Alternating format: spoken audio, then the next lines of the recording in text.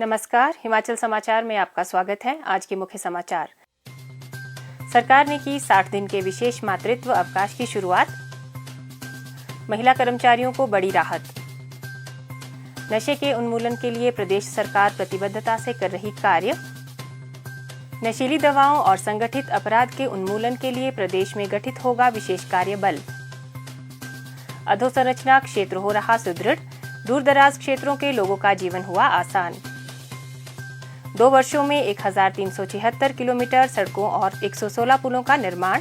और अब समाचार विस्तार से।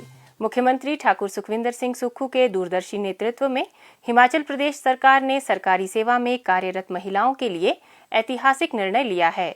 सरकार ने उन महिलाओं के लिए 60 दिन का विशेष मातृत्व अवकाश प्रदान करने की पहल की है जो मृत शिशु को जन्म देती हैं या जन्म के तुरंत बाद बच्चे को खो देती हैं। वर्तमान में सरकारी सेवा में कार्यरत महिलाओं को अधिकतम 2 बच्चों तक 180 दिनों के मातृत्व अवकाश का प्रावधान है। हाल ही में घोषित विशेष मातृत्व अवकाश केवल अधिकृत अस्पतालों में प्रसव के लिए ही लिया जा सकेगा। मृत शिशु का जन्म होने या बच्चे के प्रसव के पश्चात मृत्यु होने जैसी दुखद परिस्थितियों के शारीरिक और भावनात्मक परिणामों को ध्यान में रखते हुए राज्य सरकार ने यह निर्णय लिया है। इस पहल का उद्देश्य प्रभावित महिला कर्मचारियों को ठीक होने और उपचार के लिए आवश्यक समय प्रदान करना है। यह निर्णय कर्मचारी कल्याण, नौकरी की सुरक्षा सुनिश्चित करने और महिला कर्मचारियों के लिए स्वस्थ कार्य जीवन संतुलन को बढ़ावा देने के लिए सरकार की प्रतिबद्धता को रेखांकित करता है। यह निर्णय हिमाचल प्रदेश सरकार की प्रगतिशील शासन के प्रति अपनी प्रतिबद्धता को दर्शाता है। राज्य सरकार के लिए कर्मचारियों की भलाई प्राथमिकता है और कठिन समय में राज्य सरकार कर्मचारियों को हर संभव सहायता प्रदान करेगी। नशा मुक्त हिमाचल के संकल्प को हासिल करने के लिए प्रदेश सरकार प्रतिबद्धता से कार्य कर रही है। नशा आज पूरे विश्व के साथ साथ देश में भी एक गंभीर समस्या बन गया है। इस सामाजिक बुराई का समूल नाश करने और युवा पीढ़ी को बचाने के लिए प्रदेश सरकार ने अनेक कदम उठाए हैं। प्रदेश सरकार ने नशीली दवाओं और संगठित अपराध के उन्मूलन के लिए विशेष कार्य बल गठित करने का निर्णय लिया है। इसका नेतृत्व अतिरिक्त पुलिस महानिदेशक अथवा पुलिस महानिरीक्षक स्तर के अधिकारी करेंगे। युवा पीढ़ी को नशे की आदत से बचाने के लिए प्रदेश में कड़े प्रावधानों को लागू किया जा रहा है। इसके तहत नशीली दवाओं की तस्करी में शामिल अपराधियों की संपत्ति जब्त करने का प्रावधान शामिल है। ऐसे लोग जो नशे का कारोबार करते हैं, युवाओं में नशे को बेचते हैं, ऐसे लोगों की हमने संपत्ति को जब्त करना शुरू किया है। पिछले 5 साल से एक एक्ट था, उस एक्ट में एक नियुक्ति होनी थी जिसको एनडीपीएस एक्ट बोलते हैं, उसमें अभी तक नियुक्ति नहीं हुई थी।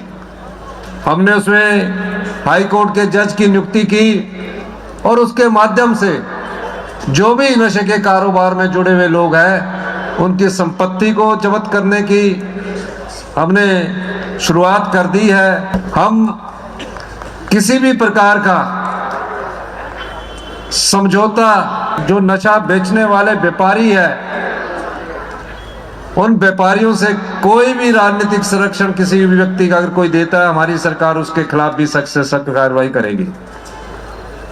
युवा पीढ़ी किस तरह भविष्य अपनाए, अपने भविष्य को बनाए, उस दृष्टिगत हमारी सरकार कई महत्वपूर्ण योजनाएं लेकर आ रही है।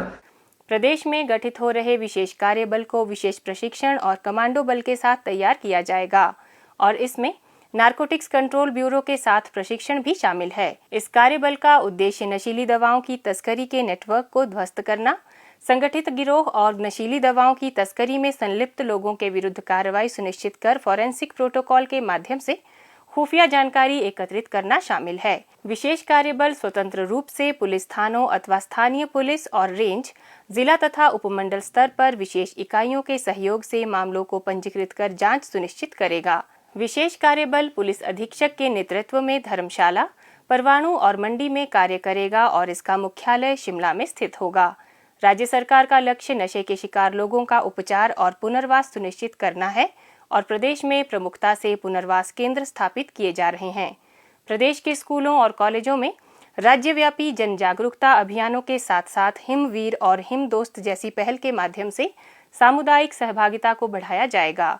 प्रदेश सरकार त्वरित न्याय सुनिश्चित करने के लिए NDPS मामलों के लिए विशेष अदालतें स्थापित करने और फास्ट ट्रैक जांच और अभियोजन को केंद्र में रखकर कार्य योजना बना रही है। प्रदेश सरकार के प्रयासों के फलस्वरूप राज्य के दूरदराज क्षेत्रों में अधोसंरचना और सड़क सुविधा के नए आयाम स्थापित हो रहे हैं। लोक निर्माण विभाग प्रदेश के लोगों के जीवन में सुधार लाने और दूरदराज क्षेत्रों को सड़क सुविधा से जोड़ने के लिए प्रतिबद्ध है। प्रदेश सरकार ने 2 वर्षों में 1376 किलोमीटर सड़कों और 119 किलोमीटर क्रॉस ड्रेनेज का निर्माण किया है।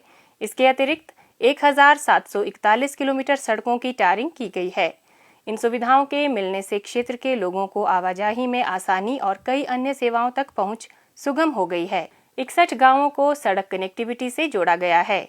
चुनौतीपूर्ण हालात में रह रहे दूरदराज क्षेत्रों के लोगों के लिए 116 पुलों का निर्माण किया गया है। कनेक्टिविटी को बढ़ाने की राज्य सरकार की प्रतिबद्धता शिमला में दिख रही है।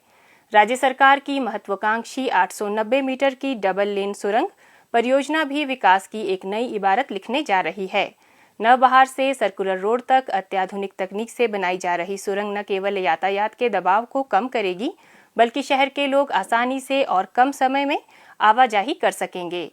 इस परियोजना की कुल लागत 295 करोड़ रुपए है, जिसके लिए 100 करोड़ रुपए का आवंटन किया जा चुका है। अधोसंरचना को प्रोत्साहित करने के लिए इस वित्त वर्ष में लोक निर्माण विभाग को 2806 करोड़ रुपए आवंटित किए गए हैं। परियोजनाओं का समयबद्ध निर्माण और कार्यकुशलता बढ़ाने के लिए प्रदेश सरकार दृढ़ संकल्पित है। हिमाचल समाचार देखने के लिए सब्सक्राइब करें यूट्यूब चैनल हिमाचल समाचार, लाइक करें Facebook page information and public relations department Himachal Pradesh और CMO हिमाचल, फॉलो करें x@DPRHP और CMO हिमाचल, फॉलो करें इंस्टाग्राम @DIPR हिमाचल और CMO हिमाचल। विजिट करें वेबसाइट www.himachalpr.gov.in। इस अंक में इतना ही, कल फिर होगी मुलाकात। दीजिए इजाजत, नमस्कार।